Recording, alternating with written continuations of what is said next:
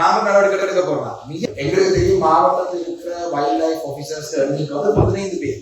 இவ்வளவு பெரிய மாவட்டம், வாகன தொழிலாளர் வரைக்கும் பல்லாக்கள் எல்லாருக்கும் சேர்த்து வைல்ட் லைஃபுக்கு 15 ஆபீசர்ஸ் தான் இப்போதைக்கு இருக்கிறாங்க. சரியா நான் சொல்றேன். மாவட்ட அபிவிருத்தி கூட்டம்ன்ற பேர்ல ஒவ்வொரு துறைசார் அமைச்சரோட மாவட்டத்தை கொண்டு வந்து மாவட்ட மக்களுடைய பிரச்சனை தீர்க்கிறதுன்னு சொல்லி ஒரு திட்டம் ஆரம்பிக்கப்பட்டது.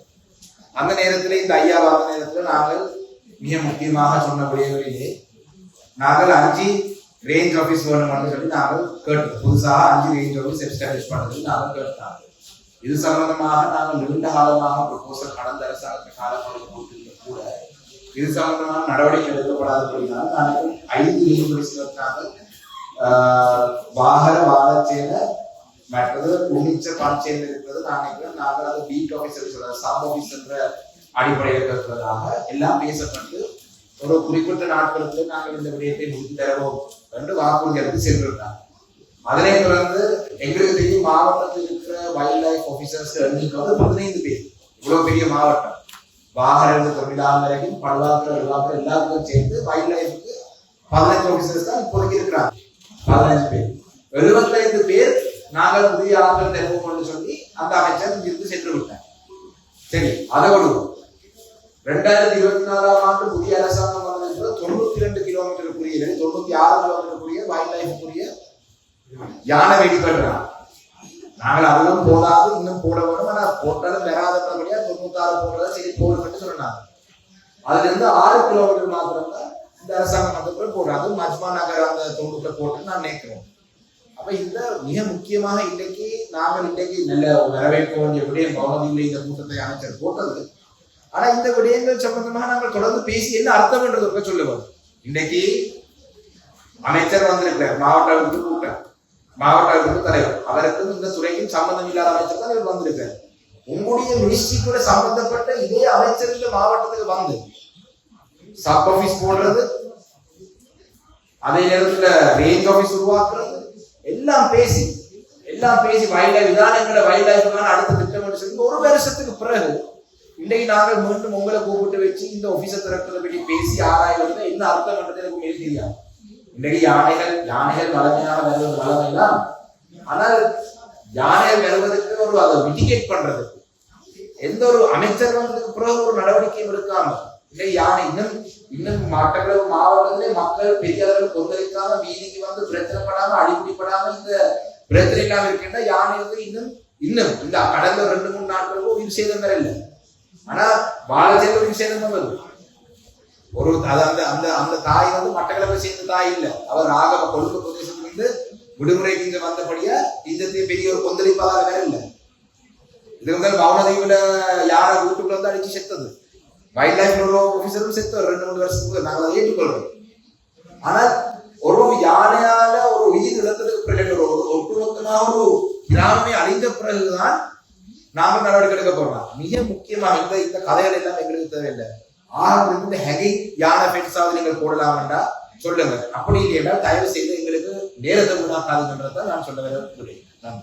2022ஆம் ஆண்டு வரவு செலவு திட்டத்திலே ஒதுக்கீட்டிலே ஜனாதிபதி முறை போது இது தொடர்பாக இந்த இலங்கை இந்த யானை உரிய அமைச்சர் வந்து வாக்குறுதி கொடுத்ததுக்கு பிறகு 1 வருஷத்துக்கு பிறகு வேலை நடக்கலன்னா ஓகே நாங்கள் ஒரு சின்ன அது பிரச்சனை இருக்கு நாங்கள் பார்க்க அதை கொண்டு போட்டு வரவு செலவு ஜனாதிபதி இப்படி சொன்னார் நீங்க கொடுங்க அப்படி சொல்றது எங்களுக்கு தெரியல. சரி சொல்லுங்க.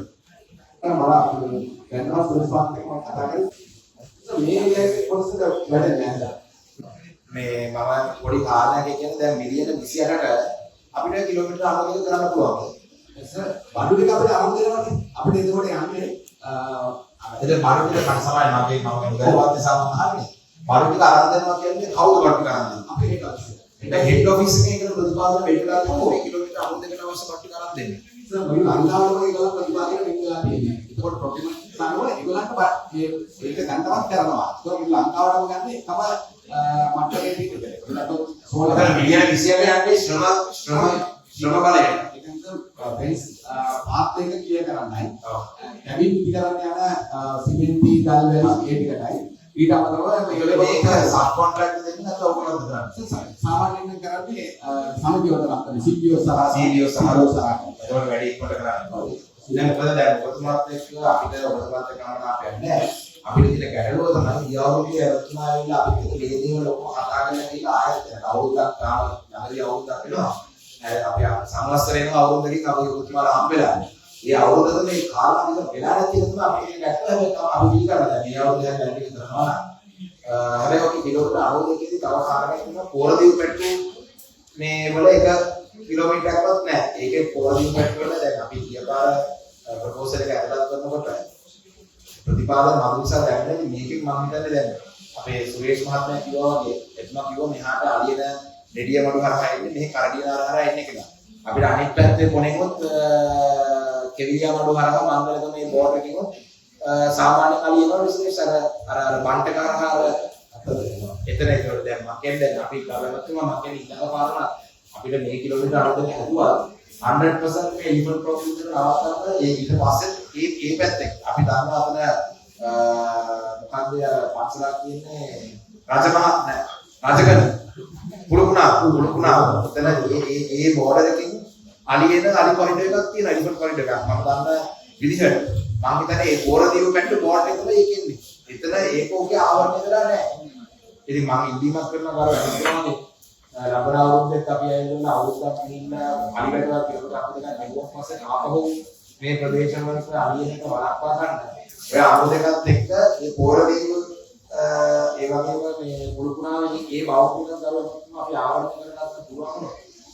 මේකත් එක්කම ගරුවාන්තුනි මේ දෙමයි ඒක අපි මේ ආකාර රේන්ජ් එක වැඩිම රේන්ජ් එක මාර්ග ඔස්සේ මේ අලිගොඩ කිලෝමීටර් 23ක් මේ ස්ටෑබ්ලිෂ් කරන්න අපිට දැනට මේ ෆීල්ඩ් ලිස්ට් කියලා මේ බලලා තියෙනවා ඒක මට තියෙනවා ටික කාලෙකින් මේ වෙලාවේ ක්ලාස් එකේ උතුමාට ඒක අපි ඉම්ප්‍රූව් කරනවා ඒ ඉවරකට පස්සේ මේ අනතික කැඩුවල පස්සේ ඒකෙන් මේකම සලකවන්න පුළුවන් කියන්නේ නමුත් මේ දැනට මේ ලෙඩිය මොඩු සහ මේ පෞද්ගලික ප්‍රදේශ අලි ඕගිනේ අර මේ ලැබුම් වටේ ඒ කියන්නේ උන්නිට සිට මේ ආපියකට කරපුවා කිලෝමීටර් 30ක් තියෙනවා ඒ 30ටම අපි මේ හෑන්ඩින් ටැන්ක්ස් විදිහට අපි මේ රික්වෙස්ට් කරොත් මේ ලැබෙන්නේ අල්ටිමේට් සම්පූර්ණයෙන් වලක්වන්න පුළුවන් අනිත් තව